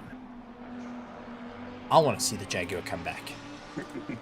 Let's be honest. We all want we want to see the Jag come back. But it's also coming down to the question of who's going to be able to carry the pace right the way through. We will be crowning a brand new champion to the series. Ryan Ottens has got the fastest lap times, as you can see on screen, a 1:59.20. But we will be crowning a brand new champion because Cody Sherritt isn't here. He went and said unfortunately could not make it for this championship, but was in a good support for all the drivers that are in it, and a new crown will be handed over to drivers. So really looking forward to saying, provision or until the final results are in, who's going to be taking the top spot. Well, on the chat we've got Kieran Patterson that says bring back the Jag. Kieran, how about you bring back the Jag next season? The challenge has been put out. Yeah. Bring back the Jag and the Bentley. The boat. Bring back the boat and bring back the Jag. So, got a bit of a challenge out there then for all the drivers. Maybe for the encore race. I got an idea. The encore race is the saying farewell to our season 4 and to have a bit of fun. Why not the drivers, if it's allowed, to utilize cars of old, such as the Jaguar, such as the Bentley, to all go and fight it out. The Lexus, yes, return of the Lexus. I believe one of our other communities at this stage is running a championship like that, where they race the older cars. I think that something like that can be quite fun. And I think it'll provide. Ivy says the Jag equals instant death. Well, would be entertaining, wouldn't it? Well, I would say I'll drive the Jag. Yeah, just for the fun of it. Driven the KTM. So what if I'm going down? I'm going to go down properly in a ball of flames. I'm used. In the KTM. I'm used to the world of British cars that leak a whole bunch of oil. So why not? Let's see what happens. Ryan Otten's right on the back of Kieran Duplessis. Dives up on the inside. Kieran getting pushed to the outside. Going to try and battle it back. Unable to do it. So as it stands right now, Ryan Otten's in first place. Is on a 201 points. If he can keep the climb at the moment, he can get ahead of Daniel Rowe, who's lying in second place, or keep as close as he can. He will be able to take the championship. Daniel Rowe needs to get into first place to go and ensure he has the fighting chance. So what we're seeing at the moment, Daniel Rowe, Ryan Otten's going to be competing on their strategies to keep up the fight. Then you've got the likes of Johan van der Merwe, who is down in 14th position. He was lying third in the championship, but now Kieran Duplessis up in 4th will be able to take that third place spot if nothing changes for now. I'm saying that because commentators curse. Yeah, I'm saying that because commentators curse is a real thing. A caster's curse is absolutely. It's one thing to keep an eye out for. Taking a look, Larissa Hawk saying bring back the Jag. Will be good to see all the older cars getting back out on the circuit. So, you know what? Yeah. I'm going to put my foot in my mouth properly again. Let's do it again. I've got my size 7 shoes, and I'm going to make it there. Drive through. Oh, that's going to be track limits. Yeah. Man, if a race goes from good to bad, he's starting to feel it. But I'm going to put the challenge out to everyone out there for the encore. The Lexus, the Jag, Bentley, the Bentley, GTR, the GTR. Yes, let's bring back the Godzilla. I challenge everyone to bring out the older cars for an encore. Hang on a second. You know, this statement, classic season, you can only pick one of the old cars. The old cars. Those were the cars that were racing when I raced AC. Don't you feel old yet? That makes me feel old. So, for the encore round, why don't we give it all and bring back the trusty old Lexus and everything? And I would also like to see, guys going and trying out those different types of cars. Kleinhans pulls into the pits, so he's getting his drive-through done and dusted. Oh man, heart goes out to the chap in that one. But yes, I have to say, that's it. So ladies and gentlemen, boys and girls, everyone out in the grandstands, if you want to see the encore round and see the drivers going in the older cars, I want to see flames. I want to see strong arms. If you fully support the idea, we bring back those cars for a final send-off for it, because it's going to be a while since those cars are going to be back out on track, and I fully believe we should have a bit of fun with them for the encore round. The challenge goes out even to Paul Fenter. I know you're out there, buddy. The banana. I know you're going. Bring back the banana. There we go. The challenge is out. We've thrown it out from the caster's side of things. And might I point out, this is on the fly. It hasn't been spoken to by the organizers. Larissa, you're the first of the organizers to hear this. Not even Bertus Hugo of RaceFace knows about it. He's going to find out. Yes? The V12 Aston. Yeah, bring out the V12 Aston. Let's go for it. I see Francis Bertha. Everyone, I think everyone's down for this. Larissa, out in Mettlestate, I want to ask, will Mettlestate and go and chat to bring these cars back? Will MTN fuel these cars, give them the good old lead? Some of them still take leaded. Yeah, take the leaded fuel. So for the Grid Championship encore round next week, the challenge has been put out by the casters. Will we get to see those cars come out? Nothing past 2018. Well, 10X Elliot also says we will definitely have a chat. For that, I recommend it's going to be great. And for that, I'm actually going to see if I can get my microphone closer to more of the old school microphone sounds for just a brief time. You can still keep the clarity as we're talking normally, but I'm going to start the race as the ladies and gentlemen, the good old radio with a little sounds. bit of static. No. Static also. Not the static, but Why just not? the good old sound. You know, I actually want to get one. He's running wide. Yeah, Doing very well to keep it pointing in the right direction through Dunlop. Yeah, and that's going to kick up a bit of bring it. So it's going to be an awesome one. Kleinans and Kraling, they're the closest battle out on circuit. Morgan McCall has closed up to the likes of Fafiers. Now remember, Morgan McCall has completed all these pit stops and now is closing down the distance. Daniel Rowe is 31.5 seconds behind Bago Krobler. In and out of the pits takes roughly about 31.7, 31.8 seconds. So that's opened up enough of a gap to second place. So Bago's on that charge. Ryan Artens, Kieran Duplessis, Jamie Reese, Eric Kirstein, SESAs, Fafiers, Morgan McCall, Harry Duplessis in 10th, 11th, Justin Lotus, Daniel De Villiers, Johan van der Merwe, Leclerc Basson, Johannes Kraling, Johan Kleinans, along with Alan Patterson, Werner Skuman, Cameron de Bastos, and Keegan Saunderson rounding out our field. Kleinans still needing to do one pit stop, along with Harry Duplessis needs to do one pit stop.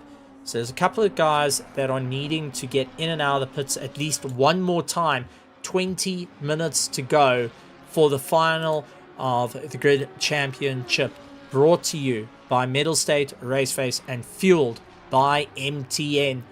And a big shout out to our sponsors.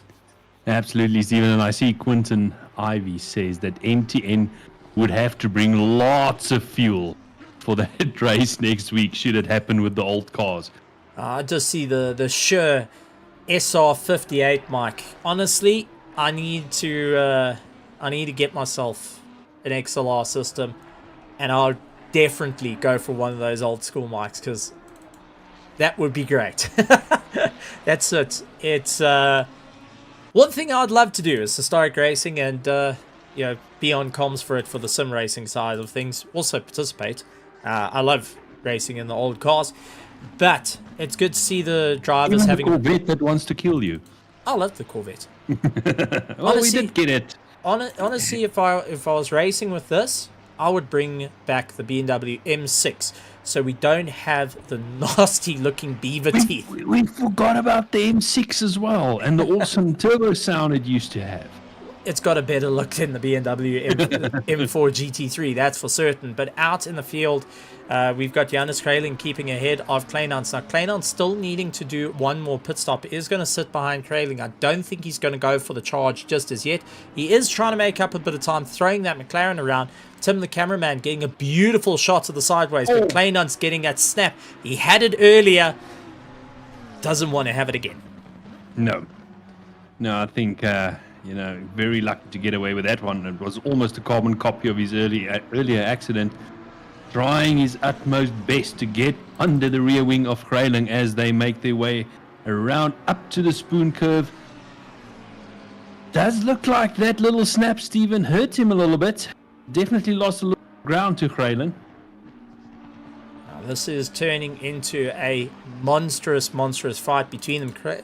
Kleinans is trying to close down the distance at the moment, but all eyes are back up to the top of the field. Morgan McCall leading out ahead of Justin Lotus, Daniel de Villiers, Johan van der Merwe, Leclerc Besson, Johannes Kraling, and they still going and doing everything they can. Alan Patterson still in with a shot. Werner Skuman, Cameron de Bastos, and Keegan Saunderson, who's a little bit further back, trying to keep himself going. Good to see Keegan out there pushing as hard as he can, especially with everything that's going on.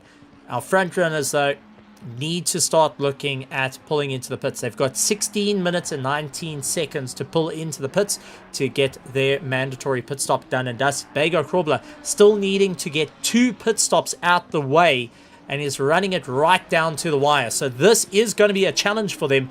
Who's going to be able to get the win? Well, I think Bego Krobler at this point is on a bit of a losing wicket.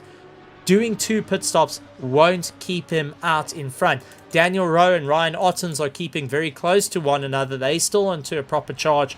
Morgan McCall on that climb as well. He's trying to close down the distance between the top runners. So I'm very, very interested to see how this is going to work. Kleinans comes out of the pit, so he's done his pit stop, put 1 litre of fuel in, back out and going. But Janneman, we're starting to see some late pit stops. Who's going to be able to take this? Your thoughts of going this deep into the race. And remember, Ryan Ottens has changed tyres. So has Jamie Rees and Eric Kirstein. SES days. Fafirs has changed tyres. Harry Duplessis changed tyres. Justin Lotus. Daniel de Villiers. Johan van der Merwe. Leclerc Besson. Johannes Kraling. Alan Patterson. They've all changed tyres. Do you think Bego Krobler, Daniel Rowe, has now kind of shot themselves in the foot? They're unable to change tyres, and now having the rest of the field that's changed tyres. So they've been on an old set of tyres from the start of the race. It's been wearing down little by little. I think so, Stephen, and we'll have to keep an eye on the gap between Ryan Ottens and Daniel Rowe and see what Ryan Ottens can do on the fresher set of tyres. But Bego going in this late without doing a pit stop, I don't know. I mean, it might be a case that he can get 2 very quick pit stops out of the way, because you can't add a lot of fuel now. I mean, this late in the stage, there's not a lot of time left, so the amount of fuel that Bego will have to add is not that much. Oh, there goes Rowe into the pits. Let's see if Ottens is going to keep going. Yes, he is. So Ottens now trying to stretch the gap. If Ottens stays in second place at the moment, he will take the championship ahead of Daniel Rowe. Daniel Rowe trying everything he can. Q and Duplessis pulling into the pits. So they are trying to step it up. Van der Merwe, who's a little bit further down in third place in the championship, is under a huge amount of pressure, as Q and Duplessis, who's now in 4th place, is definitely taking the climb. So Van der Merwe taking that late risk to see if he will get ahead of Q and Duplessis. I don't think it's paid off for him in this respect, and he may actually lose out being 3rd in the championship, and not the way that you want to lose out the fight. So let's see how it all works. Daniel Rowe coming past. Jamie Rees getting ahead of Daniel Rowe, but still needing to do that final pit stop as we get closer and closer to the end. Yeah, and I would like to see where Morgan McCall ends up after all the drivers in front of him that still need to do their pit stop have done their pit stop. So I think it's going to be an interesting one as we have a look at Q and Duplessis. He's also now completed all his pit stop. Morgan McCall in 9th position. He's setting his sights on Fafirs, another driver that still needs to do his final pit stop. So I think at this stage, Morgan is kind of hoping that Fafirs will do that last pit stop before he gets too close, and he will have to start battling for the position. So let's see how that one works out. SESA still needing to do a pit stop along with Eric Kirstein. They're also a little bit up ahead. But at the moment, Daniel Rowe and Kieran Duplessis are leading out a net 1st and 2nd place at the moment, and trying everything they can to close down the distance on everyone else in front of him. So that's keeping into mind. Jamie Riso out in 3rd place, soaking up the atmosphere at the moment, being in 3rd place and doing a fantastic job. Will need to get into the pits and get himself sorted out, but Jamie Rees being a well, a bit of a project, that Road to Pro coming into play, and definitely been putting on a great show as it stands. Bago Krobler now into the pits. He gets his first pit stop done and dusted. Will have to get his second one sorted out as he exits the pits. He's ahead of Jamie Reese by some margin, and that's put him into good stead to keep ahead of Jamie Reese come the end of it. But Ryan Ottens puts himself back into first place and is now starting to claw his way through. I mean, the fastest lap time was set by Ryan Ottens at 1:59.210. So let's see what he will be able to do on his way through. Bago Krobler out in second place. Jamie Reese in third. Daniel Rowe in fourth. Kieran Duplessis followed by Eric Kirstein. SES Ace for Fears going and battling it out in 8th position. 9th is Morgan McCall trying to close it down. Kerry Duplessis, Justin Lotus, Daniel the Hitman de Villiers, Johan van der Merwe, Leclerc Besson, Johannes Kraling, Alan Patterson, Werner Skumad, Johan Kleinans, Cameron de Bastos in 19th, and 20th is Keegan Saunderson at the moment, and he is still doing everything he can to get through. Keegan, keep going, buddy. Keep going. Yep. Last race of the season, last official championship race of the season. Always nice to see the checkered flag at the end of it as you make your way across the line. So Kerry Duplessis, he's in the pits for his final pit stop. Yep. And unfortunately falling down the order as you would expect him to do. Morgan McCall, 9th position. He's closing up to Fafirs in front of him. As I said earlier, Stephen, I think he's hoping that Fafirs make that final pit stop before he gets underneath the rear wing, and he will have to do battle in order to make his way past. So I think as they, each and every time they come across that start-finish line, or out of the last chicane, I wanted to say, he hopes that Fafirs dives into the pits, because that might hurt his chances if he will have to battle in pole position. Yeah, no, it's definitely a proper run. Alan Patterson getting the jump on the likes of Kerry Duplessis, who exits the pits. So Alan Patterson moving himself up into 15th position. But still some racing going on. SES going after Eric Hustain, and Fafirs dealing with Morgan McCall. That is our closest battles at the moment, 1.3 seconds. It's now a thinking game. Who's going to be able to get into the pits? Ryan Ottens needs to pit. Bago Krobler needs to pit. Jamie Reese needs to pit. Jamie Reese was a little bit slower through out of 130R and into the Casio Triangle. Then you've got Daniel Rowe, who's completed all his pit stops. He's closing up the distance. Kieran Duplessis completed all his pit stops. Eric Kirstein, SES Days, and Fafirs still needing to do their pit stops, as we've now only got 9 minutes and 10 seconds left of the Grid Championship, brought to you by Mettlestate, RaceFace, and fueled by MTN. And just taking a look at the drivers, they've really been stepping up the pace. It's been this way the whole race. 21 cars did start this race, a little bit smaller than the grids that we had earlier on in the championship, but we do tend to see this little bit of a taper off that goes on for our Pro-Am and Am. They get that little bit of a taper off towards the end of the season as drivers get a little bit more settled, drivers trying to battle away out. And also with the current load shedding that goes on, does also knock a few drivers out of the race, which we have seen with everyone out there just missing out the race, but joining us out in the grandstands. Good to see everyone out at the twitch.tv/Mettlestate grandstands. Lovely to have you guys here. Absolutely incredible stuff. We've been missing seeing you guys out, and also over at the RaceFace grandstands. Good to see everyone out there. But I mean, gentlemen, if you take a look to our left and take a look to our right, we can see both grandstands. We get to see how full they are, how many drivers are coming and supporting their friends that they were unable to race, but getting there and supporting family members, supporting friends, even just random people coming in and joining and becoming part of the family for the Grid Championship is absolutely heartwarming. And to see the final race like this, where it's coming down to the wire, the championship is down to the wire, it's all hanging on this last race. Yeah, and as you said, Stephen, it's absolutely brilliant to see and commentate on a race where drivers that are affected by things like load shedding and that type of thing still in the grandstand, supporting teammates, supporting fellow drivers in this last race of the season. And with 8 minutes to go, not a lot of time left in this. Morgan McCall gaining on Fafirs. Now I think really would like to refuse to dive into the pits, and doesn't look like he's going to carry on another lap. So and Essie pulls into the pits, so Essie Esterhuis getting himself sorted out. And I do want to point out that Fafiers on his first pit stop did change tyres, and where Morgan McCall's trying to close down on him, it seems like he's battling a little bit with grip to try and catch up to Fafiers. He makes up through some sections, but then that Lamborghini just doesn't want to have the bite through the corners, and he has to try and tuck the nose in, really trying to lean on the brakes to get a little bit more rotation, maybe moving the brake bias to the front, allowing the rear to just rotate a little bit underneath them to just get it to stick. And I mean, when we talk about brake bias, it's basically what pressure the brakes are, mainly towards the front or mainly towards the rear.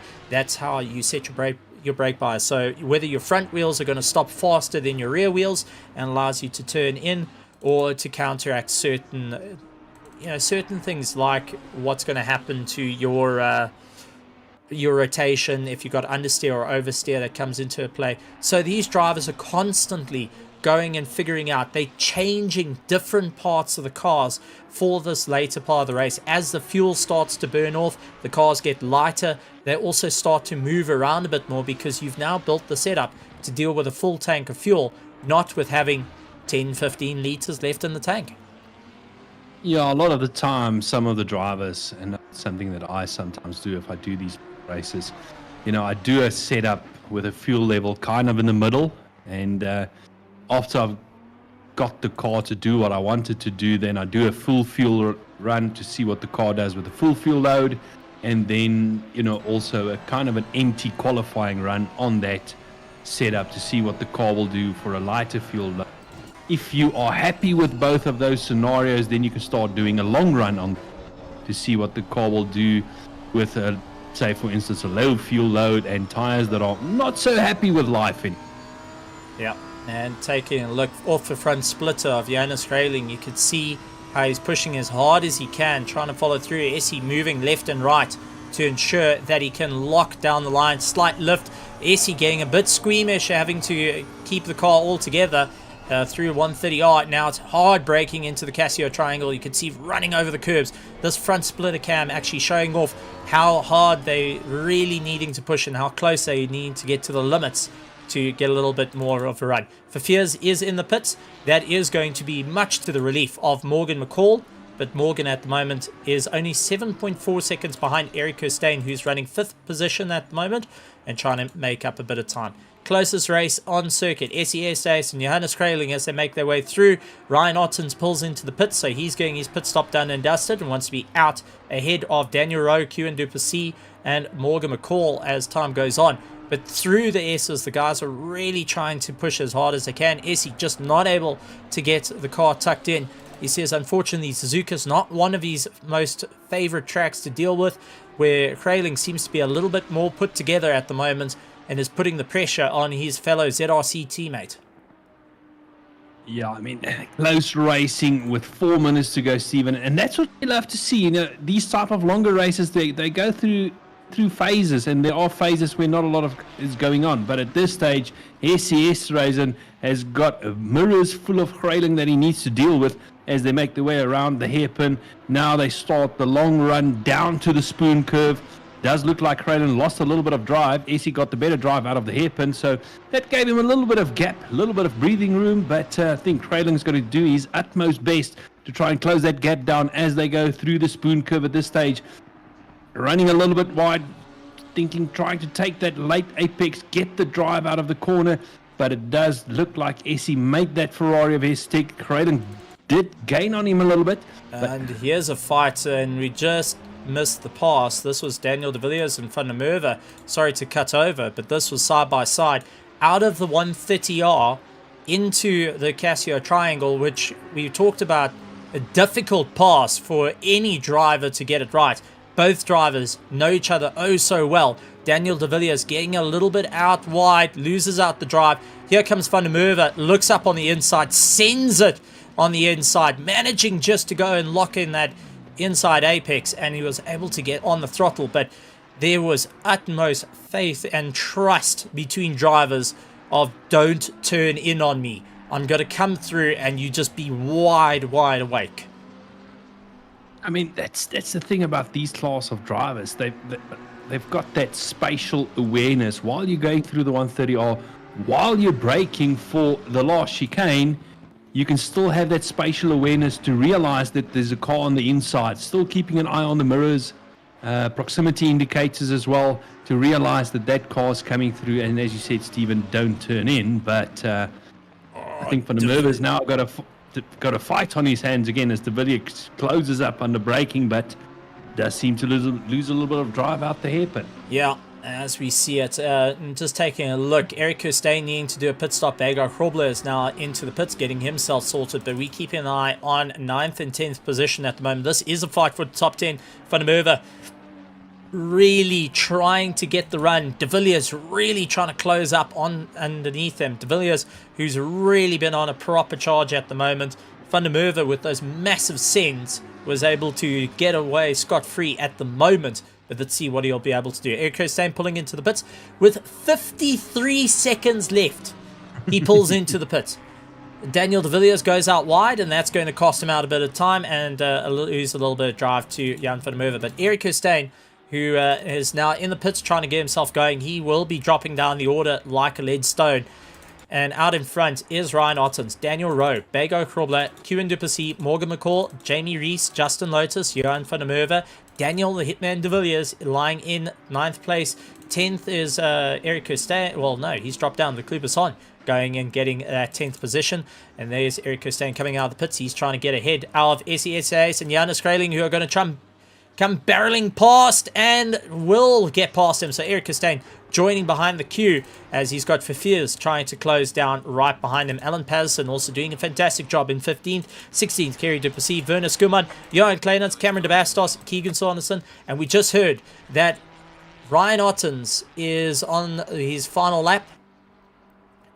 Sorry, that the pit lane has been closed. Correction there, as Jim busy telling me that pit lane is now closed. Tim busy asking, have I had a little bit too much soda at the moment and missing out words because I'm getting too hyperactive for the race. But yes, I am getting chocolate milkshake. Honestly, it's exciting because what we're about to see here, ladies and gentlemen, that's Keegan landing up, facing the wrong way, and trying to bring himself back onto the track. Go, Keegan, go, buddy. You got this. Ryan Ottens leading out the charge. Jim giving confirmation that he is starting his final lap, and Daniel Rowe starting his final lap. So this is going to be at the final lap, the final circulation around Suzuka for Season 4 of the Grid Championship, brought to you by Mettlestate, RaceFace, and fueled by MTN. This is where it's come to. The guys all having to battle their way out, really dig deep of what they can do. And this is going to be a proper race down to the wire for a lot of drivers. And the excitement starting to build. A new champion will be crowned. Our 3-time champion, Cody Sherritt, was not able to be in this championship. He went and did overseas championship racing. He was racing and representing South Africa. So handing the crown over and saying, it's time for the next generation to take over, hold the crown, and see what they can do heading into the future. And I can't wait to see it. As it stands, though, we're seeing a fantastic battle. I'm not going to call who's going to win yet, because we've had it here at Suzuka before where it all changed on the last lap. So everything collapsed into place. Where everything collapsed into place. And that was our curtain raiser, which anyone can go and take a look at back and see that amazing racing. But if it all stands to be, we're going to be crowning out. So following through with Ryan Ottens through the 130R for the final time, heading into the Casio Triangle, a little bit slower than planned, trying to get a little bit more momentum. Has he run out of fuel? Is he just trying to keep it going? Daniel Rowe tucking in behind him. But it looks like they are going to go side by side. They're going to have a shot through to this. They want to put on a show. Ryan Ottens coming across the line. Daniel Rowe coming across the line. And that brings in Ryan Ottens leading out the championship. Cameron de Bastos comes past. He's still in the race. Ryan Ottens, though, will be crossing a line. And there we go. Ryan Ottens taking the championship for the Grid Championship Season 4. Brought to you by Mettlestate, RaceFace, and fueled by MTN. Becoming the first, taking his first championship run in the grid. A long time coming. Daniel Rowe in second place. Bego Krobler taking third place by the end of it. Absolutely phenomenal. Q and Duplessis, Morgan McCall, Jamie Reese comes across the line. Justin Lotus, Johan van der Merwe, Daniel, the Hitman de Villiers comes across the line, along with the Kluberson in 10th position. SESA still putting up the fight. He has got Johannes Kraling, his teammate, behind him, taking 11th and 12th position as they come across the line. Eric Kirstein coming across the line in 13th position. 14th going to Fafirs. Alan Patterson getting the jump. He manages to jump over. That looks to be Duplessis. Lost out the drive. Werner Skuman goes and loses out the drive. So Alan Patterson in 15th position. Kerry Duplessis taking 16th. 17th is Werner Skuman. Johan Kleinans taking 18th position. Cameron de Bastos in 19th. And Keegan Saunderson rounding out the field. But there we go. Ladies and gentlemen, we have crowned our new champion. Ryan Ottens, taking Season 4, is going to be smiling all the way to the bank there. Daniel Rowe taking second place. Unfortunately for Van der Merwe, I think that third place has just slipped out of his grasp. So Ryan Ottens, Daniel Rowe, and Kieran Duplessis taking first, second, and third for the Grid Championship Season 4, fueled by MTN, brought to you by Mettlestate and RaceFace. Wow! Well done to every single driver that was out and racing. It's been an absolutely phenomenal. Let's head to a break and we'll be right back with some highlights.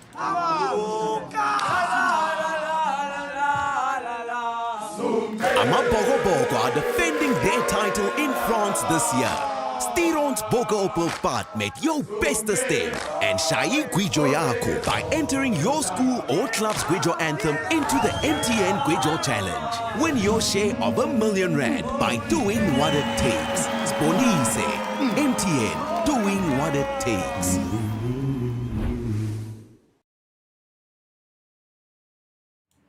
And we are back, ladies and gentlemen. Gentlemen, we have just seen it. We've called it. We have finally reached the end of Season 4, the Grid Championship. What a championship it has been, where we've seen the highs, the lows, the excitement, the thrills, the spills, the laughter, the tears, the blood, sweat and tears, the pinky toe getting broken on a rig while trying to climb into it. We have seen it all this season, and it's all come to a close right here at Suzuka, the same track the curtain raiser was on. What a phenomenal championship. Wow. As you said it, Stephen. As you said it, Stephen, we've crowned a new champion. And no official championship standings yet, but Ryan Ottens might just be a two-time champion this season, taking the Sprint Series and now potentially, quite possibly, 99% sure, taking the Grid Championship as well. What an awesome season of racing we've had.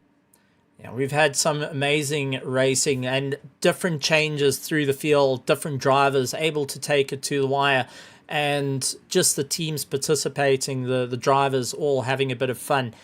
I mean, it's been one of those seasons to remember. It's one of those ones that are stamped in a bit of history, and I mean, it's absolutely phenomenal from the casting sort of side of things.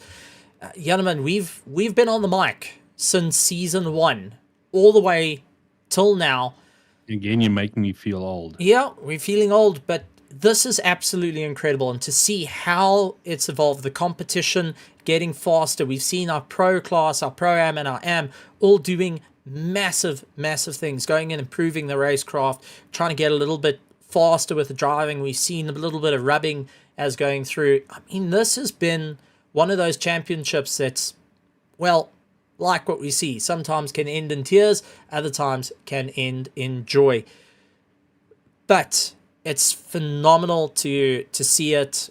And a massive, massive thank you to our sponsors, Mettlestate and MTN, for jumping on board for the Grid Championship. Big thank you to RaceFace hosting the servers and making sure we can have big, huge amount of fun. And also a big thank you to the RaceFace community drivers that all made this happen, from the teams, the drivers, everyone getting their elbows in and putting up a monstrous fight. That being said, we do have the encore race. And, oh boy, got something coming your way, because you don't even know what the encore race. Any ideas where we're going to be racing next week for the encore race? Netterton. Cameron de Bastos would love you for that one. Well, let's go and bring up a few things we've got to wrap up and talk about, because there's some amazing things happening over at Mettlestate that is not to be missed. And I've got my little list of what to do here. So take a look at our running of the Inferno Cup, brought to you in association with Republic of Gamers, ROG, also known as ASUS, along with Intel, with that Intel Core i9 processor. Oh boy, hear that and I get shivers down my spine. I definitely want one. But Daddy Cool ZA and Captain Trout will be casting this Inferno Cup for the finale, and it's not to be missed. The Inferno Cup LAN Grand Finals, brought to you by ASUS, Republic of Gamers, and Intel. Fans of Call of Duty, tune in to twitch.tv/Mettlestate this Saturday at 2 o'clock in the afternoon. So 2 p.m., 1400 hours, to watch Aerial Gaming take on the Highborn Esports at the Mettlestate Forge Arena. They will be sitting right across from one another, able to look at each other in the eyes. You don't want to miss it. It's absolutely phenomenal. I've actually seen their arena, and insanely generous. They've got monitors that go up to like 500 hertz. It's just mind-boggling. But that's what you need when you're into that competitive shooting. And Captain Trout, Daddy Cool ZA, also absolutely phenomenal casters. Go and show the support. Tell them that we sent you. Yellowman Press and Stephen Koenig sent you guys across over there, because you don't want to miss out on it over at Mettlestate. Twitch.tv/Mettlestate. They will also have more links out on YouTube under Mettlestate. So don't miss out on that. Big thank you to Republic of Gamers and Intel for going and sponsoring the Inferno Cup Grand Finale. Also, coming up, now the one that everyone's been waiting for. Where will we be racing for the encore round? And where will the guys be able to have a bit of fun? No championship points up for grabs, but there may be other prizes. And that will be the Temple of Speed coming back to Monza. Can I race, please? I think that will be a darn good idea. I'll take the V12 Aston.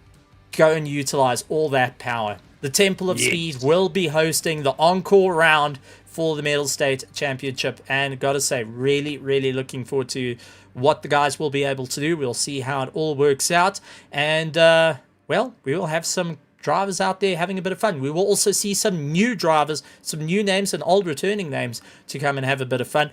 Registrations are still open. Head over to mettlestate.co.za. Go and register for the encore round. Go be part of it. Go and join in the fun. See if you can stack up against the best in South Africa that will be fighting it out. Also coming out on RaceFace, 30th September, round 8, Interlagos. We head over to Brazil for the Automobilista 2 final race of their season. Gotta say, looking forward to seeing what the cars will do at Automobilista 2. And see where they all will be coming up. And on Monday, we will be having our RaceFace recap, which you can catch on RaceFace.Pro out on YouTube. But gentlemen, that's it. That's where it's all come to. We have closed up the season. We've had the most phenomenal spectators, drivers, teams, families, friends, phenomenal work from Mettlestate's side. A big thank you, a big shout out. Also, a special mention goes out to Larissa Hawk. I've been dealing with her from the start of the championships. been bugging her nearly every day. So Larissa, thank you very much for dealing with me, and a big shout out to everyone over at Mettlestate on behalf of Jan Price, myself, and RaceFace. Also to RaceFace, to all the members out there, absolutely incredible stuff. Wow. And the biggest shout out goes to MTN returning to sponsor the Grid Championship and be part of such an amazing breakthrough in history. Yeah, absolutely, Stephen. Absolutely phenomenal. And very much looking forward to next season and what next season will bring. Yes, we have our encore round next week, and I think that will be an awesome fun race. Very close racing. But what about next season? That's the one we all are waiting for in anticipation. Well, the only way you're going to find out is follow over the social medias out on Facebook. Look up Mettlestate. Also look up on all the social medias Mettlestate, and also look up on RaceFace.Pro for their social media posts coming out on Facebook, Instagram, and the likes of Twitter, or we call it X at this point, for all the amazing work. Well done to Ryan Ottens becoming the champion, and not only getting the sprint championship, but also getting the championship for the grid. Well done on the hard work there.